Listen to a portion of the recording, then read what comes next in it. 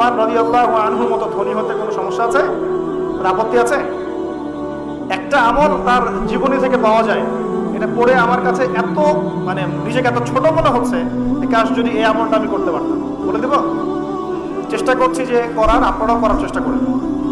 উসমান রাদিয়াল্লাহু আনহু ধনী ছিলেন কিনা, নবীর কাছে গিয়ে বলছেন যে আমার ধন সম্পদ খুব বেশি বাড়ছে, ইয়া রাসূলুল্লাহ আপনি সম্পদ একটু কমানোর দোয়া করেন তো আমার জন্য। চিন্তা করা যায় মানুষ এমন দোয়া কেউ করবে যুগে? আচ্ছা, নবী সাল্লাল্লাহু আলাইহি ওয়াসাল্লাম বললেন তুমি উটের পিঠে, গাধার পিঠে খাওয়া দাওয়া করো, ঠিক আছে, খাওয়া দাওয়া করো। তো তিনি খাওয়া দাওয়া করেন। এখন কয়দিন পরে, কয়দিন বলতে কতদিন আল্লাহ ভালো জানেন, তিনি এসে বলছেন ইয়া রাসূলুল্লাহ আমার তো সম্পদ আরো আগের চেয়ে বাড়তেছে, দেখি আপনি কি দোয়া করলেন, সম্পদ আরো বাড়া শুরু করেছে।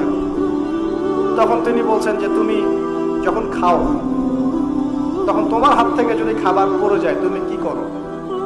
তিনি বলেছেন আমি, আমার হাত থেকে খাবার যদি পড়ে যায়, একটা দানাও যদি পড়ে যায়, আমি উটের পিঠ থেকে নামি, নেমে সেই খাবারটাকে তুলে পরিষ্কার করে তারপর খাই।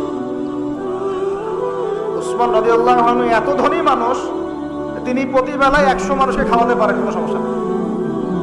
তিনি একাই তাবুকের যুদ্ধে 30,000 সৈন্যের দায়িত্ব নিয়েছেন।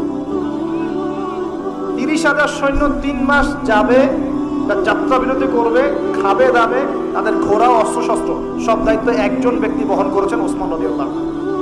কত বড় ধনী আপনি চিন্তা করেন। উনার মতো ধনী কোনো পররাষ্ট্রমন্ত্রীও নাই পৃথিবীতে, এখন কোনো বিশ্ব নেতাও নাই ওনার মতো ধনী, কেউই নাই।